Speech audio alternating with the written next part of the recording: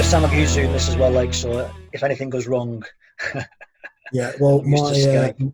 my house is garden backs onto a road, so if you hear the odd siren or beeping cars, then that's why. All right, mate, no worries. Anyway, I appreciate your time and appreciate you talking to me today.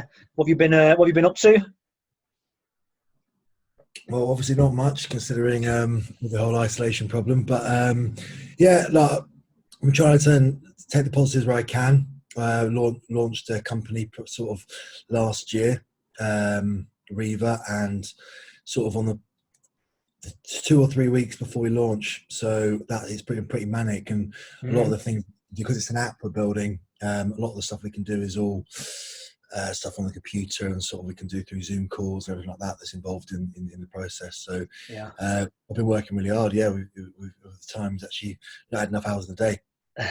in hindsight, do you not think that if you'd have worked, obviously hindsight's brilliant, but if you'd have worked a little bit harder to get it released 2 weeks earlier? It's really interesting because obviously the app is all about sort of mental health and sort of fitness, sort of ready to go on a platform, sort of personal trainer in your pocket sort of thing. And it's, and perfect for these times because I think people are crying out for it. And unfortunately, given the circumstances, every man and his dog is trying to be a personal trainer at the moment and create videos and so. And in a weird way, I think it's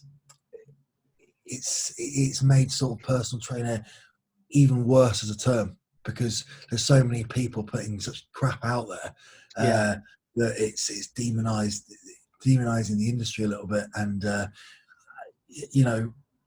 workouts are great, home workouts are great, doing stuff in the time that you can actually do is fantastic, but it's really important you're still doing the right stuff and you're doing it safely. And there's a lot of gimmicks now coming to the surface, which is just like making me cringe a little bit. But yeah, I wish we got it sorted, but I don't want it also at the same time to be like, oh, we've just created this because of a pandemic and everyone's now stuck at home. So we've already decided on the fact that until this thing's over, we're going to put it out completely for free. To sort of to do our bit and to give back a little bit. And nice. That has been a good. That has been a good thing that I've seen. A lot of personal trainers, a lot of jiu-jitsu practitioners have been putting out loads of free content just to help people in these. I think so. I think it's one of those things that you've got to do. I think everyone's doing their bit. Obviously, everyone's talking about NHS and how they've obviously doing an amazing job at the moment. But I think that we can all help at home in our own industries. And give back in our own way in whatever we can. Definitely. So I think we've got a social responsibility to do that really, and give back where we can. In our way. Yeah, definitely, mate. So take us back to the beginning then. So how did the idea of Reva come about? Well, obviously my background, I've been a professional rugby player since I've been 16.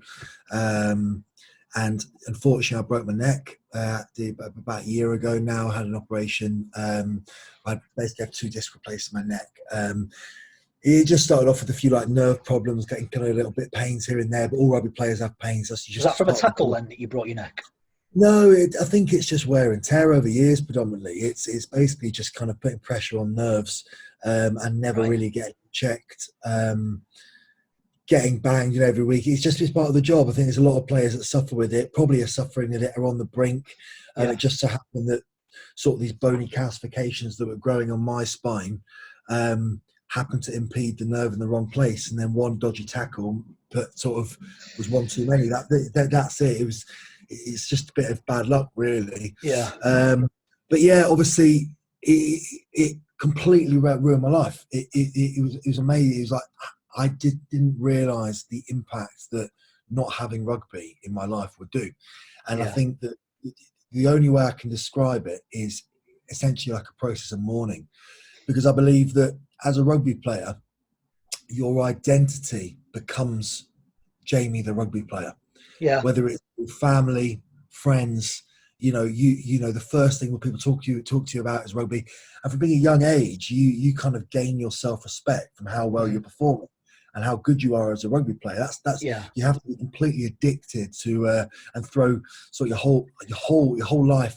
You can't really have one foot in, one foot out, can you? You've got to be mentally all in. You can't turn at all. You've got to go for it. And a lot of people don't make it in sport, not because they're not good enough, but only because they're not willing to make the sacrifices necessarily to actually make it. Mm-hmm. I played with countless friends that were far, far better rugby players than I ever was, or had the potential to be. And it's just kind of due to think, you know what, I don't want that lifestyle. I don't want to do it. With it in. But yeah, so anyway, I think a lot of people could probably resonate with it. And that's the thing I've kind of come to terms with now, whether you're working the public service as a fireman, you've been in the army, you've been a businessman, you've been a doctor. You know, if you retire at 60 years old as a doctor, been in doctor your life, what comes with the prestige of being a doctor is massive. Exactly. Yeah. So if you're suddenly not John the doctor anymore, then it must feel like, again, you're mourning part of a death in yourself almost. Exactly. It comes down to like the oldest question that philosophers have spoke about for years, that who are you really? Are you your job? Totally. Are you how much money you've got in the bank? Who are you as a person? And I think especially as men, we sort of I obviously don't want to blanket men and women, but I think men have predominantly sort of take their self-respect from how much money they earn, what their job is, what they do. Status, isn't it, at the end of the day? Rather than maybe sort of the more empathetic sort of social sort of things that they're giving back in, which I believe is wrong. It's not right, but I think we do it anyway. Yeah. And therefore, we don't really sit down and sort of really evaluate our thoughts and where we're taking our self-respect from. Yeah. And because of that, when we lose it for whatever reason, it could be retirement, it could be, you get let go from your job, it could be injury like my case, whatever reason it is, it hits you like a train from the side. It railroads you. And I think even more so in your case as well, because it was premature as well, wasn't it? You was by no means towards the end of your career. Yeah, but it's interesting because I rang one of my friends, Danny Tickle, who's like a kind of bit of a legend in the game, and sort of almost like crying to him down on the phone, just saying, "Listen, bloody hell, mate, I wish it would have been on my terms." And he just laughed down the phone at me. Obviously, excuse my French, but he went, "You silly wanker." He said, "Who do you know who plays rugby that's finished there on their terms?" Right, yeah. Said, whether it's because of injury, because they're not good enough anymore, because they're not got offered the right contract for logistical reasons like family or whatever. Yeah. You're talking the absolute 1% that play the grand final, stand in front of the stadium with a trophy and say, "Thanks, boys." That retire on top. Yeah. It doesn't happen. At the end of the day, whatever job you've got, as I said, you're a fireman, a nurse, you've been in the army, build, a doctor, businessman, whatever it is, you're never ready for it ending. Yeah. My father-in-law, is a really successful businessman. I think he spoke to me so many times about how much he now struggles. A guy that a lot of people would visit to look at as a, he's got so much success. He's earned loads of money, has a successful company. He's got a great loving family, all these things. But he says he still wakes up every morning with anxiety, sort of, suffers from depression and all these different things. You won't mind me saying, because he's an advocate of this message. And then, and it just shows how much of a purpose and how much self-respect you gain from your job. But I think my point is, it's how you define success as well, isn't it? Yeah. Which I think, so for my point, I think very early on, my message would be we need to start thinking about what defines us as what creates our self-respect. It's really important to get that right. And I think we need to start thinking about what we're doing and how much we're giving back rather than what we're achieving in ourselves. I think that's the crucial thing that I've I suppose found. Yeah. So how much are you giving? Well, and that could be anything. That could be on any level. It could be in terms of love with family. It could be to friends. It could be how much you're giving back to the team you played for, to the players around you. It could be in your work. It could be, when am I making those extra little efforts for people? When am I going out of the way, doing things that I don't need to do? What's not in my job description? I think we can see that a lot more in the circumstances we find ourselves in now, can't we? Do you know what I mean? Totally. People are asking we can't solve the epidemic. We're not doctors, we're not nurses. What can we do? You could go around to your neighbour, see if they need any food from the shop, if they're isolated. Totally. I think I'll bring a bit to sort of a philosophy I've got into at the moment over the last several months, like stoicism. But I'll come on to that in a second. I think that ultimately you're right.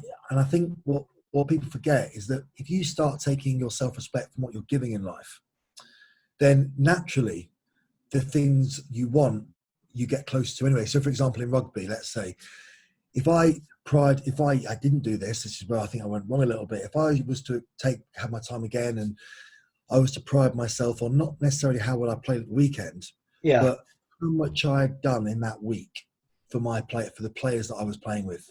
How many times as I asked the question of how they're doing that day? Mm-hmm. Had I filled the water bottles up? Had I, gone and got a protein shake for somebody? Had I sort of worked a little bit extra harder to make a tackle that I didn't really need to make in training just to give someone a bit of a break?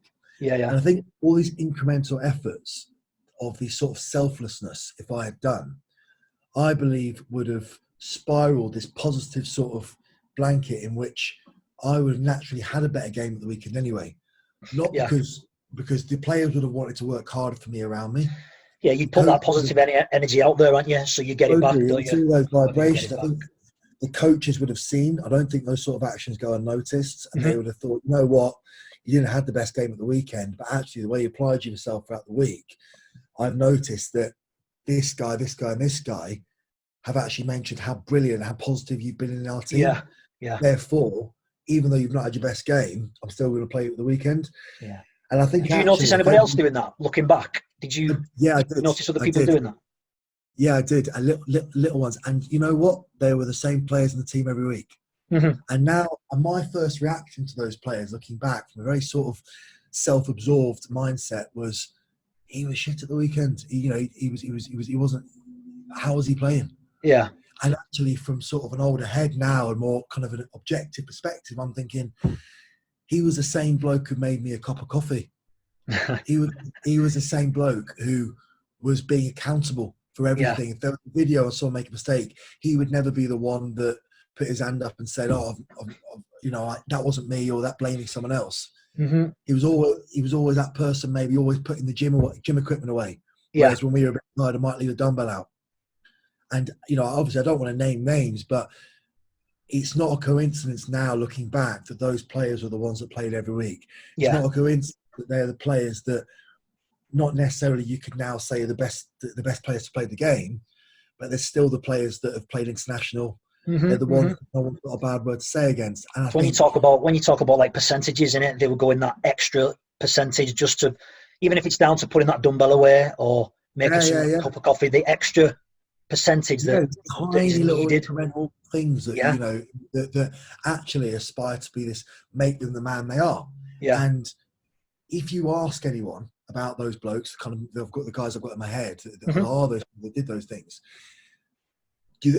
people won't say, what do you think he was like? People won't turn around and go, oh, he's an amazing rugby player. People will probably turn around and go, what a great bloke, what a great guy. Yeah, people always said, that people won't remember what you do, but they'll remember how you make them feel. Yeah. I like that. I love that way, and I think it's so true.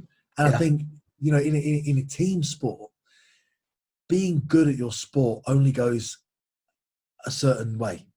And I think in rugby, I think in any team sport, but I think probably in any sports, but again, it's definitely team sports.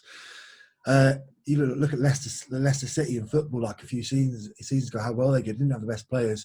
You see it all over the shop. You see it in the All Blacks rugby union team.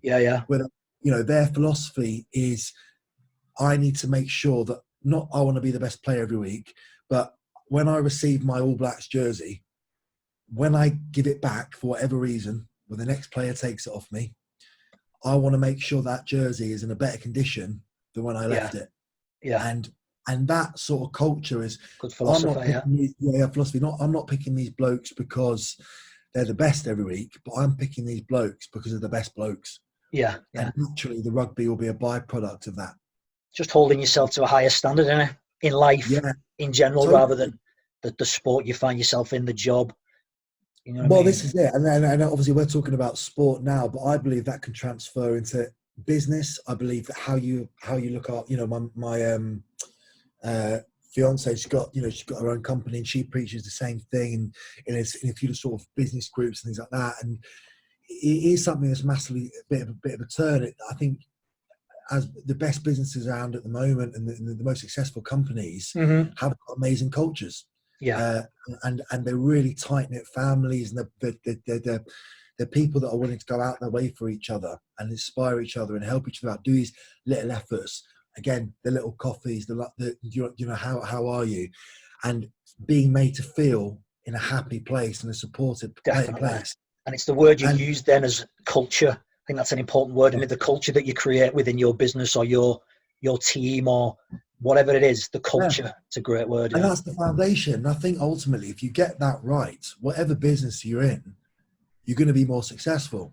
I think time bomb, if your culture is not good enough and people aren't happy and people don't feel loved and people don't feel supported, then people will either leave or they're not going to work as hard as you want them to work, and ultimately they're not going to dip their toe into that success. They'll turn up, they'll cross the tick a box, and they'll go home.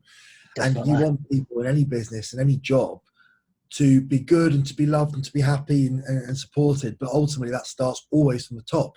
Yeah. So I read a great example of that I was reading Alex Ferguson's biography. Well, what he used to do was he'd sub a top player because he wanted to see the reaction in the dugout. So he'd sub a top player, and then his second in command would watch the dugout. And if the team scored or did well or whatever, he'd watch who was for the team in the dugout. And if, say, an individual sat down and didn't react when something good happened for the team, the next season they'd be gone. Well, it's funny because I think the same tactic was used again by the All Blacks. I've forgotten the coach's name, but basically he did a video review of the game, and he didn't film any footage of the whole match, and all he filmed was the dugout. Right. Yeah. And all he did was review the responses from the subs, and obviously also the players that hadn't even been picked. So it was like the non-subs that were sitting above the dugouts. Yeah. So all he was doing was watching their reactions. And obviously every time if someone made a mistake, dropped a pass, dropped a ball, if they're supported or anything, laughing, having a go, having a dig, that was obviously something to acknowledge. And I think it was a really interesting point that it's quality, even if you don't feel like you're on the pitch, what involvement are you having? Again, that can transfer into work. Are you willing to be accountable for your little corner of the world and try and inspire and help people out around you? Definitely. Even if you can't control or manipulate these sort of massive changes in your life or in the world, but actually just making the your little corner of the world a little bit better, and that being the thing that defines you, rather than necessarily what your job is or how much you're earning, or all these things. Like I said, think so. It is easy to say all this, but it is difficult to do it. And I think for me, it's taken more or less a year of my life going through sort of this morbid process of dealing with like a death of part of me, or what I thought at the time was 99% of me, to actually come to terms with this. And I think that it's quite common in life that you have to go through sort of something traumatic or something painful to make a change. But I would urge people that feel they aren't completely happy or really struggling with anxiety or in their jobs, or feel like they're not loved at their work, rather than sort of taking their self-respect from what they're doing, just kind of trying to make their little corner of the world a little bit better. And what you'll find by doing that is that naturally you'll start to put these vibrations out there that sort of come back on you a little bit. I think so, definitely. Form this sort of positive spiral where you feel like a sense of purpose and worth that is irrespective of what your job or what you're actually doing. It's all about just kind of these little incremental sort of things that you're and sort of actions you're taking that are just trying to help people out and giving back. So I suppose I think that's where, like, you've used that word a few times now, incremental, and that's the whole idea behind the sort of CIC that I've created is called Incremental Gainz, because if you try and improve yourself just 1% every day, whether that's emotionally, your relationships that you have in your job, just 1% little increases, incremental gains over a 6-month period, you'll flourish and thrive, won't you? Yeah, and I think it's true. I remember that Al Capone speech in the I've forgotten what film it was now, talking about inches. Oh, that's Al Pacino in Any Given Sunday. So now Al Capone, what I'm talking about. I think even back, I remember being a kid. Mate, next year, stand up on the back of your neck when you hear that speech as well. You know what? Even though that's in a film, that message still stands, and I think it can transfer anything. Life is a game of inches. It really is. But anyway, so I kind of obviously went through this sort of process of mourning, I suppose, and coming to terms with actually losing my identity and my purpose in my life and everything that made me what I associate with being a man, and sort of provider to my kids, my family, etc. But I'm a very sort of practical sort of person. I like a typical sort of bloke, I suppose, where I like a conclusion, I like answers, I like being able to do something about things. I don't like the airy fairies of stuff. And I suppose at the time, the first thing that I would say is that if you're going through something like that, and it could be a death of a family member, it could be you know, similar to me, that you've gone through, you've lost your job for whatever reason, you might be a young sportsman, you've got injured and you can't carry on. Yeah. Anyone listening to this that can resonate with that sort of feeling that I went through, I think my first piece of advice would be just to accept the pain, just to accept that you're okay to be in pain and you're allowed to hurt a lot. Because I think the first thing that I went through was I was looking constantly for things to be happy and constantly ways to just feel better and to get rid of this pain that I was feeling. And it wasn't until sort of a friend of mine said, you're all right to just be really pissed off. If I was going through what you went through, I'd be crying every day, mate. I can't imagine it. And it was not until he said that I was a bit like, yeah, I am allowed to be annoyed.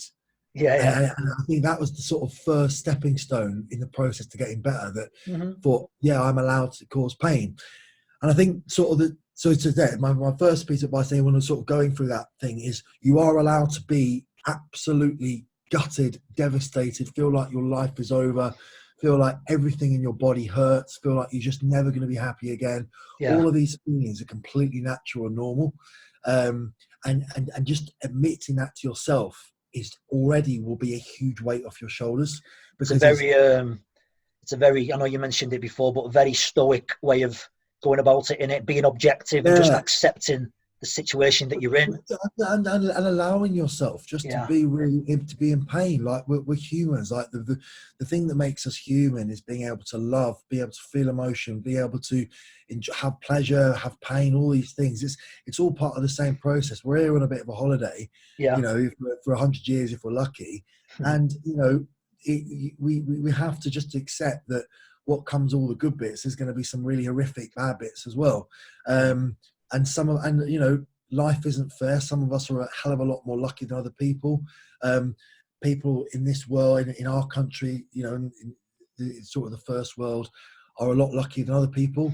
And, it's all relative, isn't it? You can totally. And I think all these, you know, we're incredibly lucky to even be here. I think it's like, you know, 72 trillion to 1 chance that, you know, you even exist as that being that sperm hitting that egg that we're even here. So it's funny you mentioned that, because I can't remember what night it was, but because we've had pretty decent weather recently, haven't we? We stood outside the other night with my wife, and we were just looking up, waiting for the dog to sort of run around for a little bit before she came in to go to bed. And it was a dead clear night, and there was loads of stars, and it's stars that I've never really noticed before were so bright. Whether or not that's because the pollution's not going around because there's no flights and all that, but amounts of stars knocking about, and you just think, how irrelevant are we really? You know what I mean? Absolutely. Our problems that we've got are pretty irrelevant when you think of what's going on in the universe. I think it's interesting because you can have two perspectives on that. You can have the one perspective that with these small, tiny, minute beings that are just here, that are, again, as you said, just such a small, infinitely small part of what actually exists. But at the same time, we're such an infinitely, massively lucky to be here, and to makes us special in a way, doesn't it? Yeah, we're so lucky to be experiencing this right now. And to feel these feelings. And going back to my point, I was hurting like bad. Like I thought I would break every bone in my body, you know, to be able to get better and play rugby again. You know, and I still feel like that now. I still can't watch rugby. I still see mates put posts out of playing and stuff like that, and you know, it's gut wrenching, it's horrible.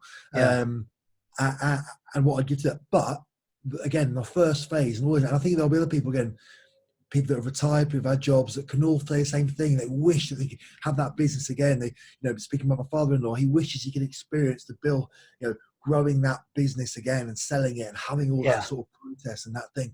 You know, that is what gives them gives you purpose and excitement in life. But ultimately, so you're allowed to be upset about that. So that is the first sort of thing you've got to do. I can't stress that enough. Acceptance. You're allowed to be upset.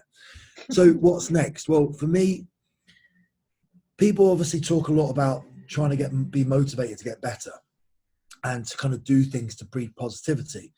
And for me, I believe that motivation is always intrinsic. I don't believe that anyone can make you do anything in life. You're only ever going to do things because you want to do it. That's it. And I think therefore motivation is fundamentally intrinsic. You're only going to do something if you actually want to do it. End of. But on that note, I think what we all can be is inspired by something, and through inspiration we can then motivate ourselves, and we can be motivated and become motivated. And I was aware of that, and I was looking obviously on Instagram, on social media at the time, and I was thinking, obviously I had no job, I had no income, and I started to think, obviously started to see a lot of messages following people for the sake of trying to take some sort of be accountable for the pain I was feeling. Okay, well, what am I going to do about it? And I just tried to claw and find inspiration where I could, I suppose. And Ross Edgerly was a guy at the time, if you've heard of him. Yeah, I have. Yes, I've spoken quite a bit about him on the last few episodes and that. Yeah, he's sort of awesome adventure guy, and he really resonated with me. And he was at the time swimming around the UK, and he was documenting it. And obviously, I was in a lot of pain, but sort of for playing rugby for a living, I could sort of identify with, bloody hell, this is amazing what he's going through, the pain he must be going through every day, the sort of isolation. And as he was blogging and talking about things, he mentioned about being, stoicism and the Stoic philosophy. And again, I'm by no means an expert in it. I've only been doing it for several months. But what I took from it was that it's this ancient philosophy, which ultimately the underpinning sort of thing about it is that you accept what you're not in control of, and you become accountable for what you can control. And that's fundamentally it. So I was like, okay, well, what can I control? What can I do? And I believe that there was two avenues for me. One in business. Obviously, being able to tackle people run at people isn't a very transferable skill in CV. So I was limited to what jobs I could do. I knew I had a passion for training. About 6 months before that, I'd sold my gym that I kind of grew over like 6 years, Centurion Fitness, to my best mate, Tommy. So obviously I couldn't turn around to my best mate and go, I'll give him my gym back. Yeah, of course, his heart and soul into like taking it to the next level, which he did. Yeah, he's killing it. So I was fundamentally in a position where I thought, like, no job, got nothing, and I couldn't even want to fall back on that. And the reason why I had fallen back on that is because obviously I was full-time rugby, and I didn't want to kind of burn the candle at both ends. Yeah. So what I thought was, okay, well, this is what I'm passionate about. It's my purpose. So how can I, on a large scale, try and send across this message about fitness, but ultimately in a way that is to try and improve your mental health? Because at the time I was training, the only reason I was training at that point, and the only reason training was giving me any sense of purpose, is because it was relieving my stress. Yeah. So all this pain I was feeling and turmoil in my mind, I was coping with by going to the gym and basically flogging myself for an hour or whatever, and coming home and feeling a little bit better and distracting myself for a bit, but also getting the endorphin rush and sort of creating my own stress and then not looking for it in other places. Yeah. Ultimately. Right. So I thought, okay, well, this works brilliantly for me. A lot of people talk about yoga and talk about meditation, but I feel that I like very sort of pragmatic, sort of physical approaches. For me, sitting down and being aware of my thoughts, even though I think there's a place for it, fundamentally for me, when I'm feeling my most anxious and my most stressed, I need a bit of a war. I need a real sort of physical output to get me to feeling back calm again. And I think that a lot of people resonate with that, and I think it's important that you find what works for you and what doesn't. But I also believe that whilst there was a lot of stuff kind of going out there on the app market for people to the calm and sort of meditation areas, I believe that, well, what about just intense 10-15 minute workouts that are giving you what you want? So obviously I looked at it a little bit, and I found, right, well, there's thousands of stuff out there. There is just, there is millions of fitness apps out there with this connotation of like, you can build your own workout, you've got a trainer telling you what to do, whatever. But what there wasn't was audio personal training, which is essentially a real life trainer, a real bloke, a real woman that is suffering with mental health themselves, trains for exactly the same reasons that the person that's going to use it is going to be training for. And that person, i.e. me, and the business partner Tommy, exactly the same reasons trains for. Basically, we create these workouts and we talk the people through it in real time, taking through every step of the way. Right. And that was the concept. And obviously we built that, and that's going out in a few months. So that was sort of the business end. And I thought, right, well, I could throw myself into that. I had a bit of savings, from rugby. That I thought, right, well, you know what, that's what I'm now going to do. But obviously, from a physical standpoint, sort of my own sort of personal health and development outside of business, I was going to the gym and I was feeling that, yeah, this is great, but it was limited. I believe that for me, getting better at bench press for the sake of getting good at bench press is ultimately boring, and it just didn't inspire me. It didn't do anything for me. So after kind of 3 or 4 months of sort of training for the training's sake, I felt demotivated. I felt like, what's the point in this? I didn't feel I like. suppose it's like when you was in your rugby career, the weights and the training is a means to an end, isn't it? To perform better on the field. Yeah, you want to do bench press because you want to get better at running over people, or you squat more because you want to be able to output that and transfer that strength onto the rugby field. So once that's gone, what's the goal now? Yeah, that's it. And actually, what I've found now by developing Reva is, I believe everyone should have a purpose in terms of fitness. I believe that training for training's sake is never going to be something that people can stick to. Mm-hmm. It's the same ethos as someone losing weight for the sake of losing weight. You're never ever going to be happy, and it's not a goal that's going to be healthy in the long term. So for me, I thought, well, okay, well, recognized it. I thought, well, I have to now find something that I can train for. So I came up with a few ideas, obviously because Ross Edgley was inspiring me at the time. I thought, oh yeah, you know what, I'll do this sort of adventure sort of thing and go running. I've got a couple of ideas, and right, I'll run up and pulling my missus up a mountain, or like do a marathon carrying my kids, or like these sort of individual sports. Again, taking inspiration from Ross Edgley. Started going on a few runs, and it's killed me. And I just thought this is just not for me. I cannot do it. One, because I wasn't enjoying it physically. The other two, I wasn't very good at it, didn't like it. And 3, because I enjoy team sport. And that's obviously something I worked out if we're trying to do this individual thing. Yeah. I like being part of a team. I like having banter with a sort of other blokes. I think the camaraderie involved in it all, yeah. Totally. And I think that goes a lot further than the actual sport. I believe that having that communication with other men, as a young man, and be able to talk and socialize gives you a lot more than you realize. And I think that I would, it could be, a book club. It could be a cycling group. It could be whatever it comes down to how we evolved to be part of a tribe, didn't it? And we're part of a tribe. What's our role within that tribe? How significant are we within that tribe? And it's just about connection, isn't it? And we're never going to get away from that. Yeah. Absolutely. And I believe, therefore, that it's important that you do become part of a tribe. And it's obviously everyone wants to be part of a different tribe. And when you find the one you'll like, you'll also realize that people in that specific tribe are like-minded to you. And therefore you will feel that you fit in and you comfort. But it does, for me, it took a while. Like I started running up hills on my own. I was doing different things. I joined a 5-a-side football group in Wigan. Do you know what I mean? I just on a different point. Sorry to interrupt you, mate, but you look at Ross Edgley and the build on him, and he goes barefoot running and all this. I know. Is he just an outlier? Is he an anomaly? I think for him, he is trying to really inspire people, I suppose, like me and people out there that are suffering, and show what the human body is actually capable of. He's dispelling all these myths, isn't he? That you don't need to be long and lean to be a good swimmer.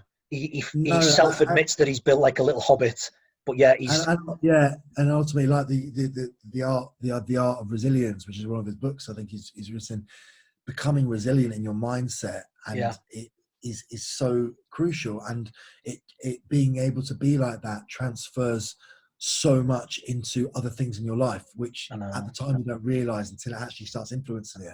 I've listened to a few interviews of him recently, and one of the things that he repeats over and over again in certain interviews that he's been in is when he was swimming around Great Britain, and it was 6 hours on, 6 hours off, wasn't it? Swimming, 6 hours eating, and then all to get the tides correct and that. And he said on certain days when he was swimming around like the north of Scotland, all he had to do physically was get in the water. If he got in the water, he'd cover 20 miles because of the tide. But to get in that water, it was icy. He had cuts on his neck. His tongue was swelled up. And all he had to do was have the resilience to get up, put the wetsuit on, and get in the water. So just sometimes getting up, getting out of bed, seizing the day is enough, isn't it?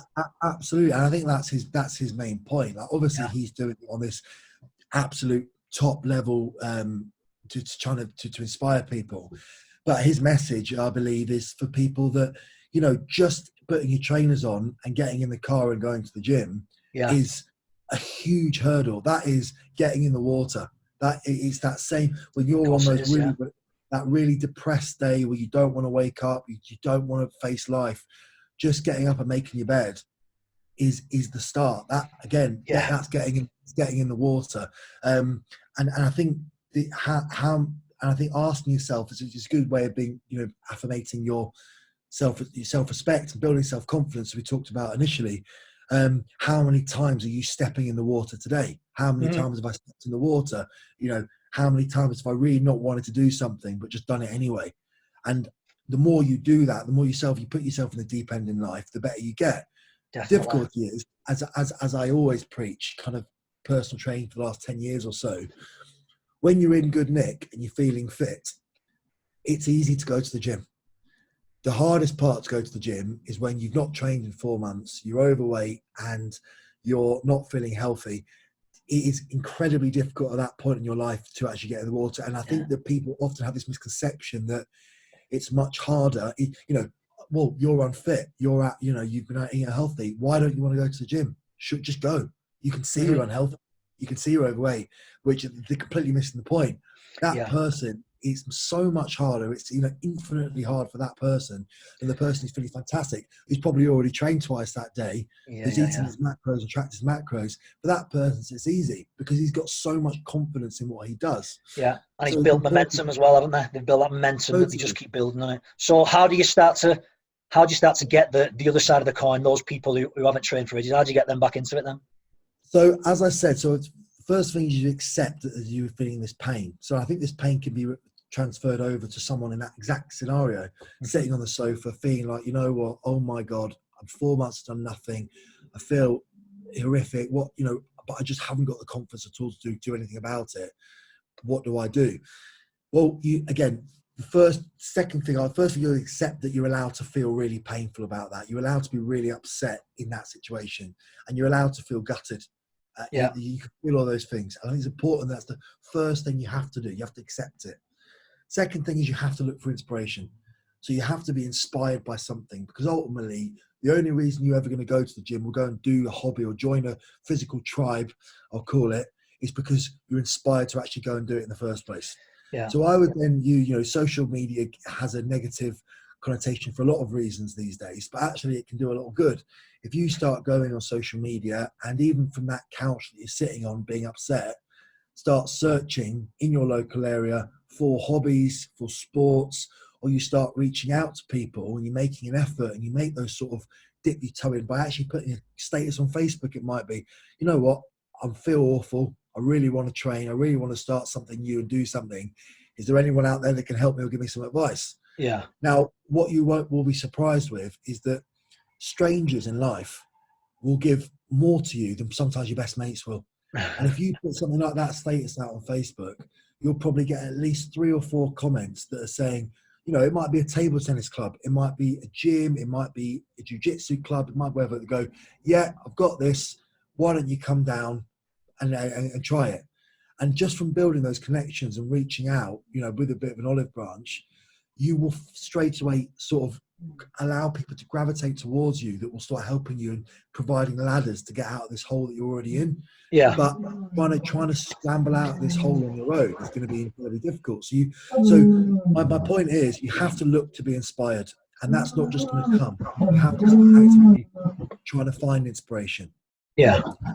You can use that again by lots of different ways, but I would argue the first point of contact these days is social media, because it's such a great way to find all these things. People are, always wanting to help people out. So once you found that inspiration, ultimately the key to it is then to stay motivated. For me, is the self-recognition of success.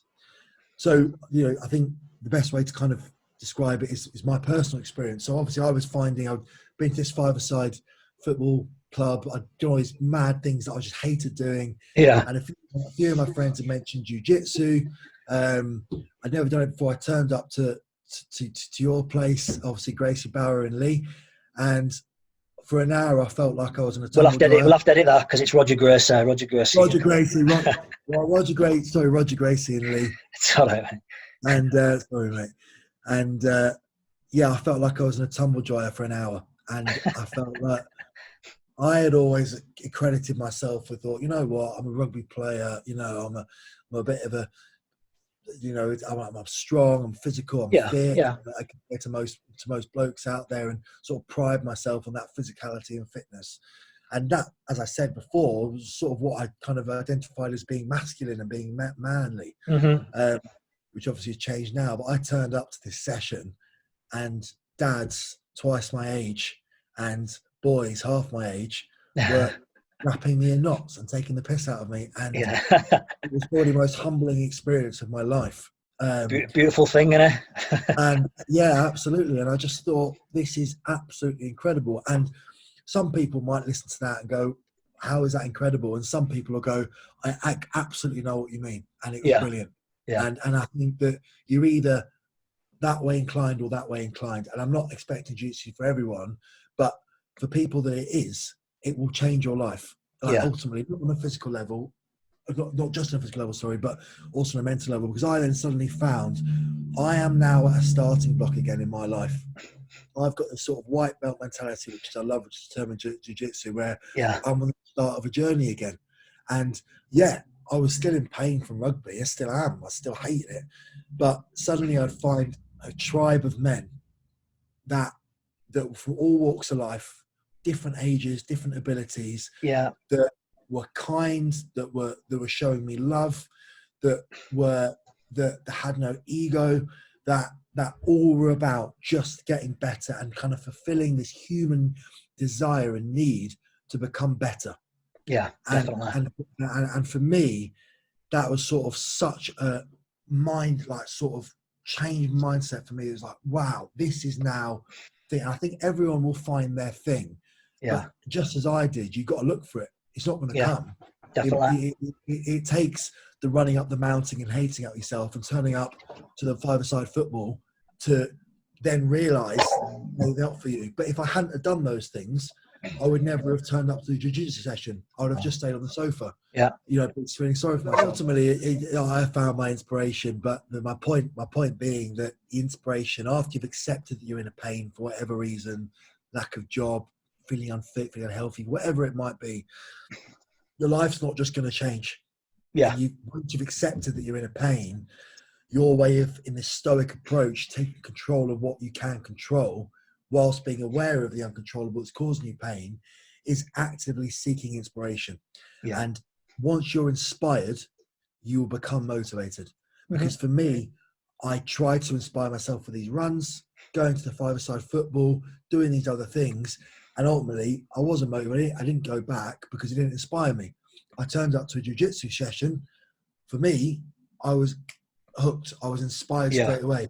And therefore, because I believe motivation is intrinsic, I then motivated myself to think, right, I want to go back.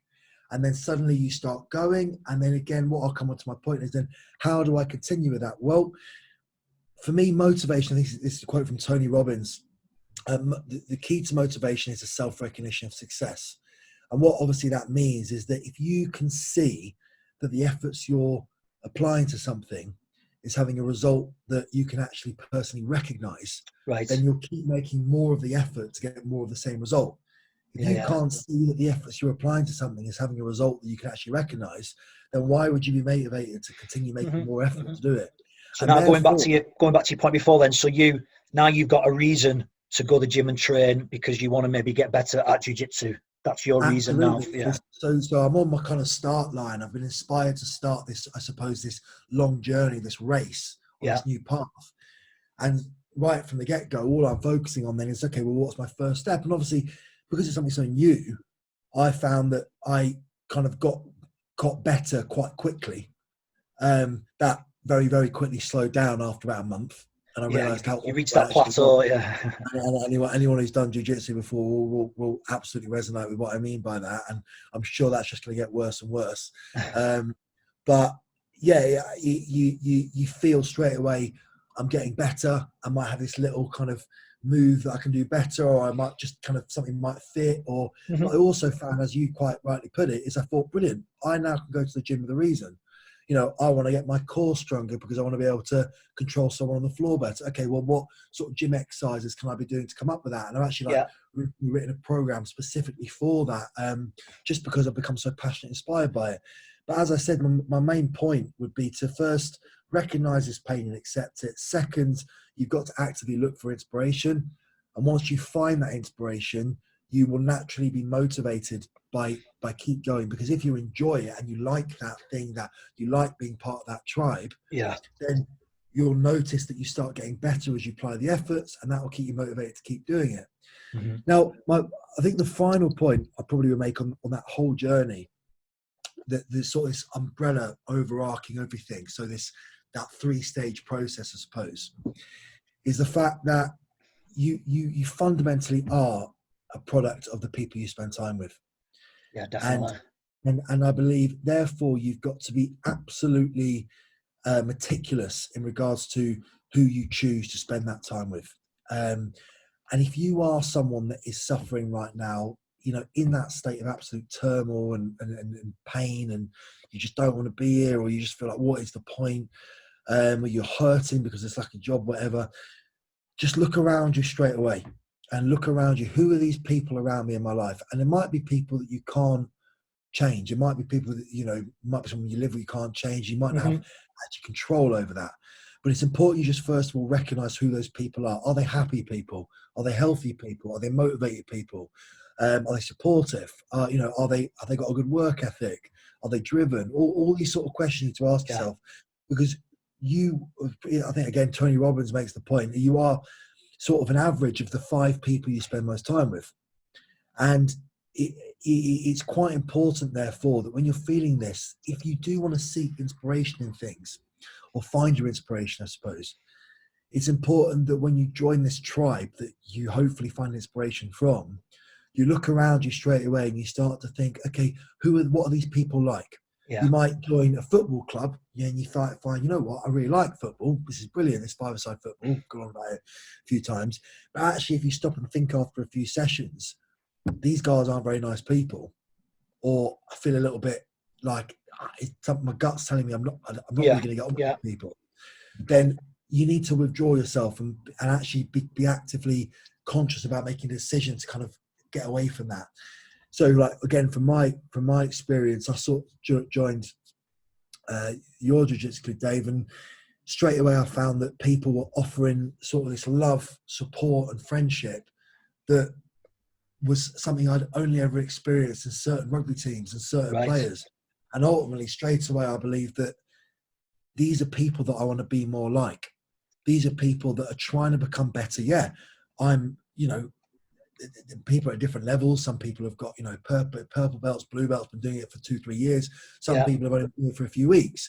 But ultimately, everyone's here to get better, and I want to get better as a person. So straight away, I want to be more like those people. Second thing, these people are showing love and support. They haven't got an ego.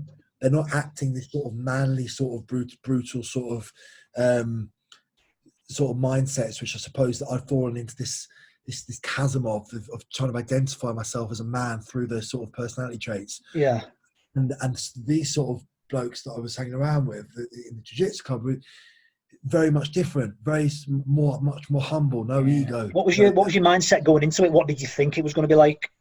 Because obviously it carries with it, I think.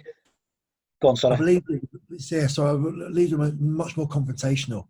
I believe my sort of naive vision of sort of martial arts was it's going to be either on one level very, very confrontational and aggressive and sort of back into the fight of rugby league, professional rugby league. Yeah. And on the other scale, or it's going to be this sort of airy-fairy non-contact sport that I'm just going to think is a bit pathetic. Yeah. And I saw that for me, there was no middle ground. And it was amazing for me that actually it was almost like the personification of absolute both of them coming together at the right time. So you had this one level, sort of this controlled conflict element, this sort of warring element that I yearn for, that I take a look, this sort of tumble dryer analogy that when you was rolling around with your dad, but when you're about 8 years old. Yeah. That sort of fight, which I love, but at the same time, this sort of real respect and love and humbleness that comes with it. Yeah. And I think that mixed martial arts and sort of jiu-jitsu as a sport has got a bit of a reputation for being overtly aggressive and sort of things. And actually, it's only when you get more into the world that you realise that actually it's the complete opposite. These are some of the most humble blokes you'll meet in your life, and it's almost that the better you get, the higher grade you are as a black belt, the better MMA fighter you are, I suppose, the more humble you are as a bloke. Yeah, you have a healthier ego, I think, don't you? Yeah, it's almost, and I think obviously that transfers into other things in life. If you had a successful business, or you've had success in other areas, you don't feel like you need to prove something. Yeah, definitely. But also, I do believe that there's other people who are in the sort of dojo or training room at Roger Gracie who obviously only been there for a few weeks, but they were still showing that love. And I believe that culture is almost set, and you almost kind of gravitate towards that same ethos and that culture just by being part of that group, part of that tribe, as you said. So even me being someone that came in that had always been an overtly aggressive, sort of angry person, that I believe the better rugby player I am is the more aggressive I am, and the more angry I become, the better I'll play, which actually in my career as rugby player did me no good at all, because I ended up spending so much of my career banned for incidents, whatever. And actually being an experience like jiu-jitsu, where getting angry and aggressive and trying to have this sort of misogynistic male traits that I kind of always used, is the complete opposite of what you want. Because as soon as you start being like that, it just makes things a hell of a lot worse for you. Yeah. So again, like kind of bringing it back home a little bit, for me, that was my inspiration. It was a light bulb in my life that I thought, this is now a new pathway, a new purpose that I can train for, I can go to the gym for, and how I believe that other people maybe listening to that can resonate with that is, first of all, obviously accepting the pain, as I said. The second stage, looking for the inspiration, joining a tribe, whatever tribe fits, and then training for this purpose. But it's important that therefore that purpose is this really long-term one. There's something that's a really big thing in their life. And don't create a purpose to lose weight for a holiday.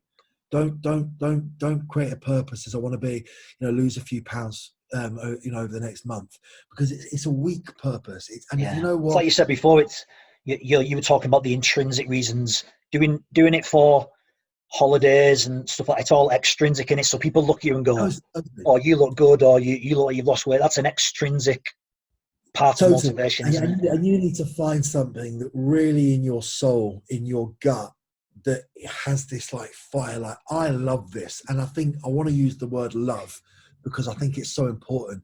You have to absolutely love it.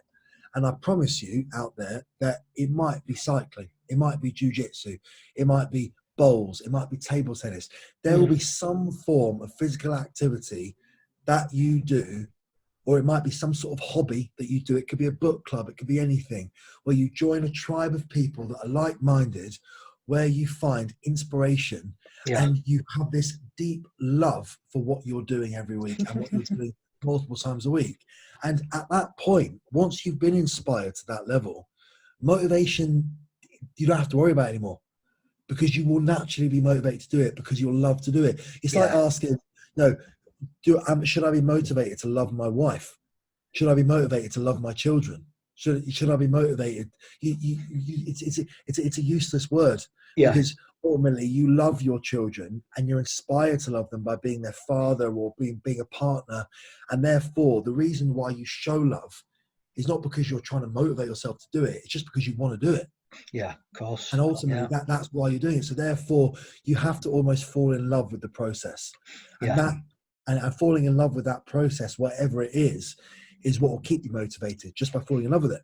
Mm-hmm. And I think that therefore, once you sort of found that pathway, you kind of acknowledge that to get anything in life, it's always a bit of a roller coaster. There's nothing really in life where you go from A to B in this sort of 45-degree angle sort of process. And I think that's again why, when having something go like losing weight or going to get a six-pack or being a bit healthier, because it's so superficial, and also because of this roller coaster effect, you beat yourself up every week. Life throws things at all of us, and normally when you least expect it, and you can be on the road to getting the six-pack you wanted, and the next minute you might have this awful thing that happens to your life or whatever, and suddenly you won't stop losing weight. You might bounce back, you might put it all back on, and therefore you'll be demotivated to carry on. Whereas if you have this overarching sort of ambition that you fall in love with, this process, then naturally you will start to get leaner. Again, for me, I never had a goal to get leaner and out of shape. And to get better shape. For me, I felt like crap. I played rugby at about 108 kilos. I remember my first jiu-jitsu session, you had a set of scales and I stepped on it and I was 125 kilos. And just in that process, I put on, what's that, like 3 stone in a matter of like 4 or 5 months. And for me, I have not tracked a calorie. I've not measured my food. I've always naturally tried to eat relatively healthy, as we all try and do. But because I've been going to more jiu-jitsu sessions, and because I've been wanting to get better at jiu-jitsu and applying that in the gym and stuff like that. Yeah, you've tailored your training protocols. And naturally my lifestyle has changed habitually to facilitate a healthier body. And in the same way, if you've set a goal, let's say I want to be able to run a marathon, I want to be able to do a 3-peat challenge, I want to be able to do this sort of a thing, this is sort of something you fall in love with doing, this process. I want to be able to go to this book club. Then naturally you will find these people that start to motivate you, and you'll start to sort of, again, law of attraction and all that. And because you'll start to become a product of those people, you'll start to make changes, very small changes, probably you won't even notice at first in your life, that will facilitate a healthier you. And, coming probably back to kind of Reva, this is sort of where I've built this business as an app. I don't believe that fitness apps and having a personal trainer on your phone is your solution to getting a six-pack or becoming fitter or having your new thing you fall in love with. Not at all. My thing is, I want a Netflix account on your equivalent on your phone, that if you can't make the jiu-jitsu session that you love, if you can't make that fitness class that you love, or that bike ride that you want to go on because you've got a busted tire, or your table tennis tournament, or whatever it might be, then you know what? I on my phone have got a quick Reva workout where someone can motivate me quickly. Someone can give me a really easy kind of scalable workout that I can just do in my own time. It's ready to go, ready when you are. So it's not something that's going to, change everyone's lives in terms of make someone to fall in love with. It's just something that's there that they can use in addition to what I believe everyone should have, which is a fitness lifestyle, something in their life that they love, that they enjoy, that they're inspired by, to therefore change and create a healthier version of themselves.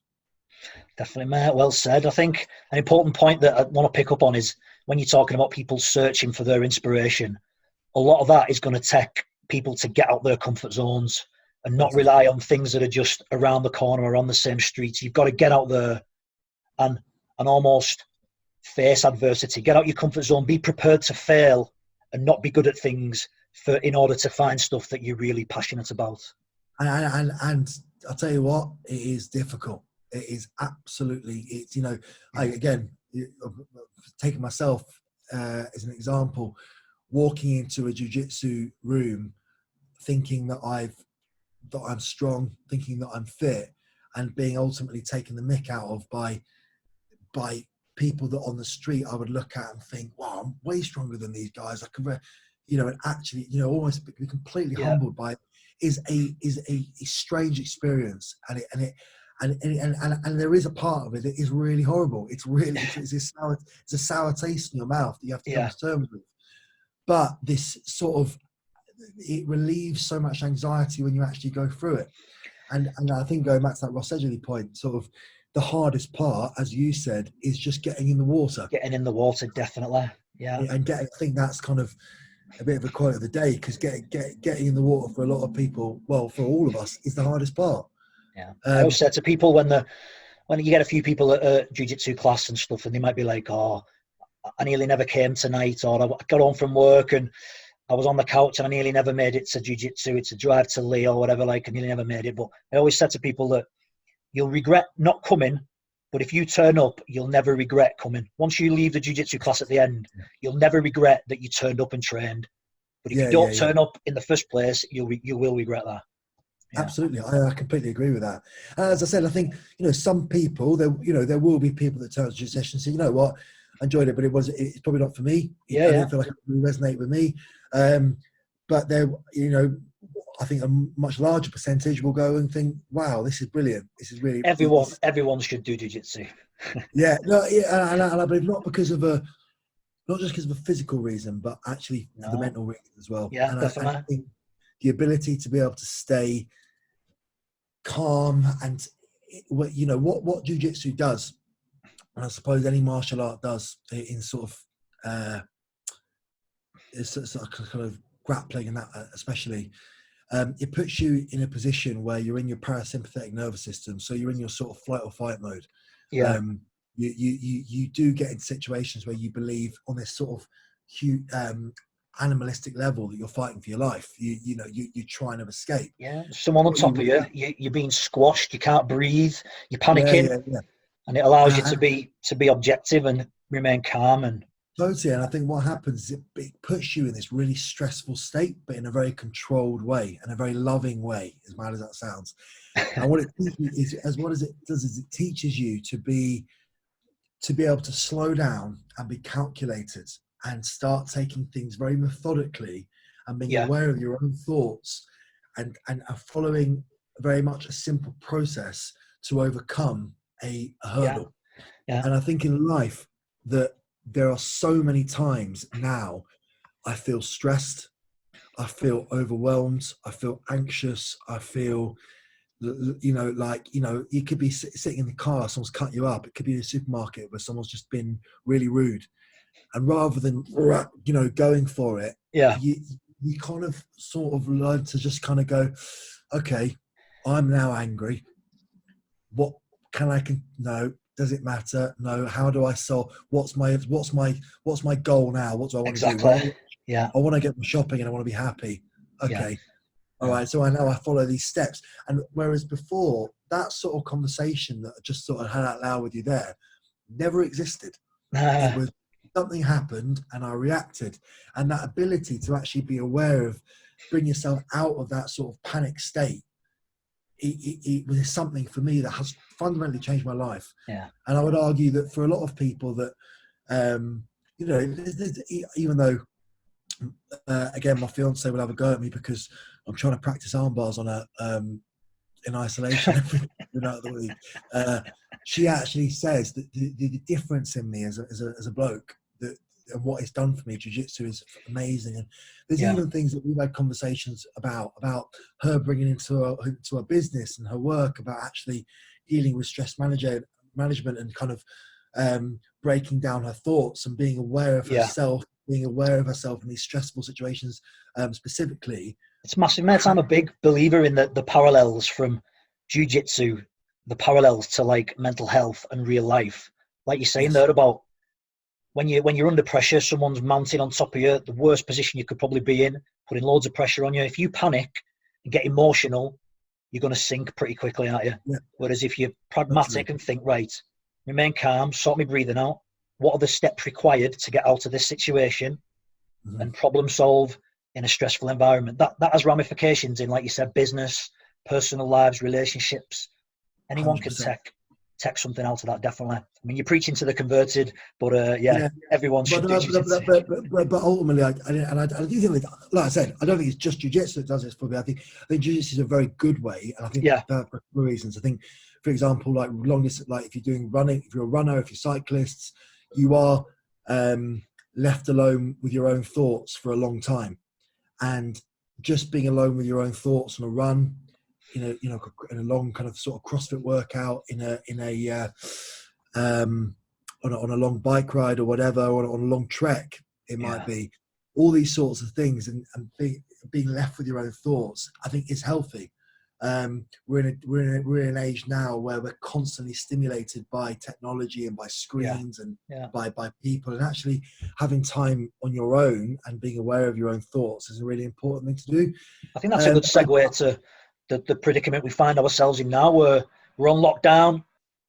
There is time now where we are sat on our own in our house with not a lot to do apart from thinking and maybe asking questions about what we can do better when we go back to our lives, maybe what we can start to implement. And as I said right at the start of the conversation, how are you defining yourself as a person? Where are you actually gaining your self-respect from? Is it your job, or is it actually of these little acts that you're making? But like, if you are someone that obviously, I suppose, listens to this, doing that enjoys sort of long running and cycling or gym sessions, and you understand what I mean by being left with your own thoughts for a long time and dealing with that and come to terms with that. I think, again, and you'll know again, if you listen to this, how healthy that is for you, and how much better you feel after you sort of compartmentalize problems in your mind.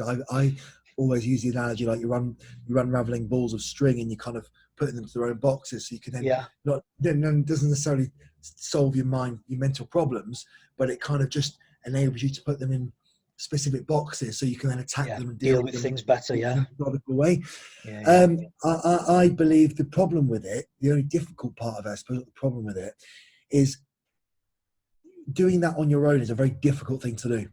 So when you are suffering and you're kind of going into dealing with your own thoughts, and you're, as you said, doing this isolation at the moment, it's healthy when you're doing it, I believe, in the right way. If you're stuck with your thoughts and you are becoming anxious about it, and you're not maybe dealing with them or unraveling these balls of string in the right way, you can actually almost beat yourself up and make it a lot worse. So therefore, team sports like jiu-jitsu is a very, again, pragmatic way of having people that are very experienced around you that are giving you and teaching you ways to actually build up this confidence and methodically become aware of your thoughts and actually take control of these sort of stressful and mental management practices. If you just start running for the sake of running, you'll still meet the same demons in your head. But what you then do and how you talk to those demons is a very difficult thing to do. You have to learn how to do it. And jiu-jitsu for me has been very much a mental learning process of, right, Jamie, at this point, just concentrate on your breathing. Well, what are you doing here? What are you looking for? Well, you've missed this. And even though they're sort of physical cues, it allows me to kind of understand them on a sort of a mental basis and teach me to go, right, well, I thought this was all going wrong, but actually it was only because I did this and this wrong. Actually, that was all right. And it was these little steps I've got to concentrate on. And I think we all do that. Again, on that run, you might be on your own on that long run thinking, oh God, my life is so bad. It's like everything's going wrong. When actually, if someone was able to sit down and talk to you, you actually isolate the problems. Normally, in life, it's only one or two things that are going pretty bad. 90% is sound and going well. That little 10%. When we're overwhelmed with this sort of anxious brain that we've got, we throw it all in together and everything's going wrong. And your ability to kind of micromanage and sort of go compartmentalize these issues and being aware again of the stoic approach of what you can control and what you can't control, and arrange that in your mind in a controlled and very pragmatic way, will allow you to then kind of move forward on that journey. So definitely. Sort of, and again, coming back to jiu-jitsu or sort of, again, the sort of business side of it, Reva, the app, it's you do need to find that tribe, but there are going to be times where you're left with your own thoughts. If you are someone that's running or you're doing these workouts or gym classes or another fitness hobby or something like that, there will always be times where you will struggle, and you will you won't be able to actually go to that class for whatever reason. It might be a little injury, it might be something like that, or it might be just because you can't get there, or you've got kids, or you got no time, or whatever reason. So on one level, I again built the app so that someone at home, if they are struggling with time, can actually have someone that can kind of teach them to be motivated, kind of sort that little problem. So that someone's problem in their life for that day, let's suppose, might be really stressed, and my stress mechanism is going for my quick workout today. Suddenly I can't do it. Oh my God, the day's ruined. Yeah. But if they can go, well, it's all right because I've got Reva on my phone, so I can get someone to do that. I can take control of that later. It'll just sort out that little problem. Yeah, and definitely. I think so something like the app will work in that response. But what you can also do is, if you're in like doing a hobby or a tribe or a team environment, something like jiu-jitsu, then you can text, you can pick up the phone. If you've got a coach, I know if I text you, for example, saying, I can't make training today, is there anything that I can be doing? Straight away, I'll get a message back saying, yeah, mate, why don't you try this, or I put this workout video on there.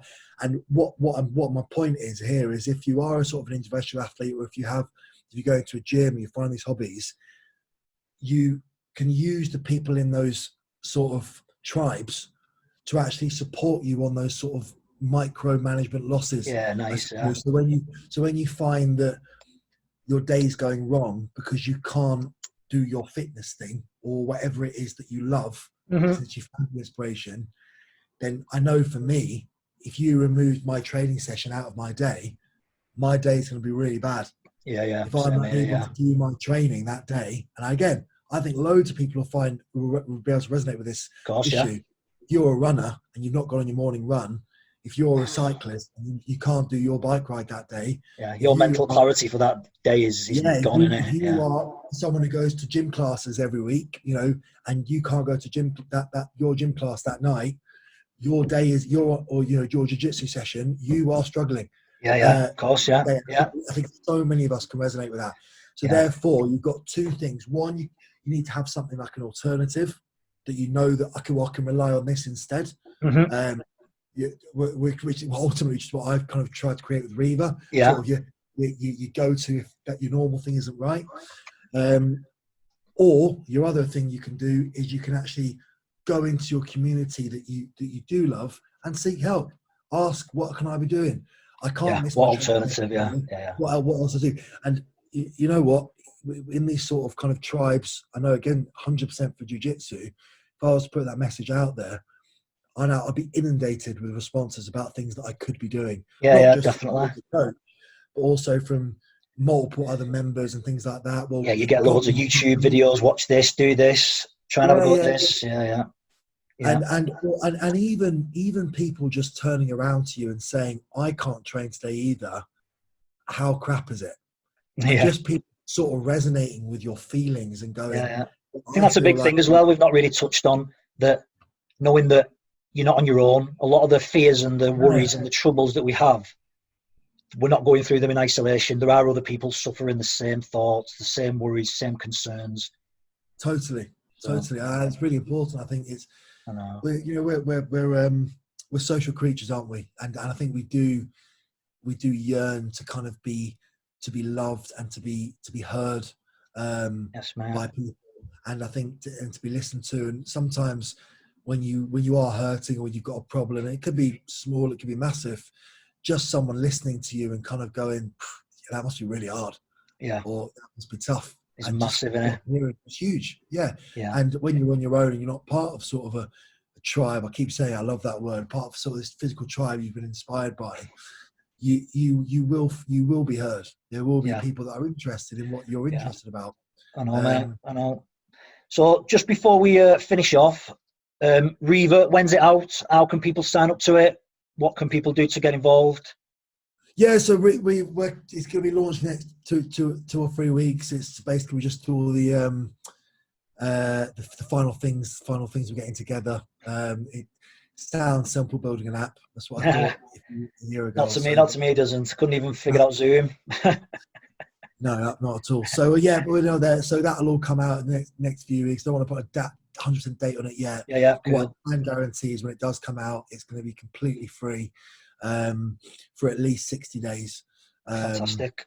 So just during this pandemic, I think that it's important that we start as we need to go on and really try and do our bit. And as I said right at the start of this podcast, is that I think if all of us sort of try and take a little bit of accountability for doing what we can to make our little corner of the world a bit better, and kind of showing a bit of love and supporting people in the way that we can support people. We're not all nurses, we're not all doctors, but some of us are really good at jiu-jitsu. Dave, some of us know how to make people a bit fitter and a bit healthier. And I think it's just good that we're just trying to keep preaching and just try and make our little bit better in terms of what we know and we're good at. Yeah, definitely, mate. I was going to ask you to leave us with a little bit of takeaway and advice and that, but you've just done that. So nice one. Awesome, mate. I appreciate you taking the time to talk to us. And very much. I really appreciate it too. And 100%, it's been a life-changing experience for me, and you've been my inspiration to change a lot of my life. So thank you very much. So I appreciate that. Nice one, Jamie. See you in a bit, mate. Take care, mate. See you later. See you in a bit. Bye.